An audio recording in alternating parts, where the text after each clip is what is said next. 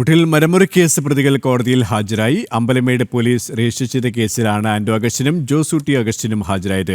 Roji Augustine ഇന്ന് ഹാജരായില്ല. ജാമ്യമില്ല arrest warrant പിൻവലിച്ച കോടതി രണ്ട് പ്രതികളോടും ഈ മാസം 13-ന് ഹാജരാകാൻ നിർദ്ദേശം നൽകി. ഇവരുമായി മിഥുൻ അയ്യപ്പൻ ചേരുകയാണ്. മിഥുൻ, വീണ്ടും വ്യാഴാഴ്ച ഹാജരാകാനാണ് കോടതി നിർദ്ദേശം നൽകിയിരിക്കുന്നത്. കോടതി നടപടികളുടെ മറ്റു വിവരങ്ങൾ കൂടി.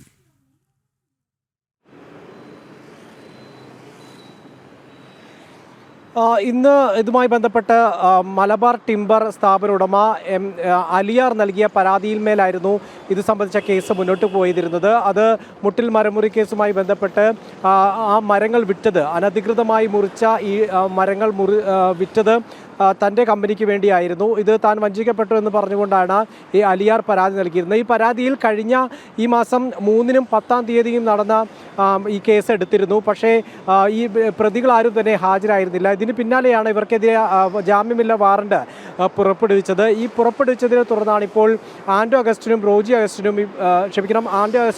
ജോസ്കുട്ടി അഗസ്റ്റിനും ഇപ്പോൾ കോടതിയിൽ ഹാജരായത്. ഈ ഹാജരായതിന് പിന്നാലെ ഇപ്പോൾ ജോസ്കുട്ടി അഗസ്റ്റിൻ, അതായത് റോജി അഗസ്റ്റിൻ ഹാജരായിരുന്നില്ല.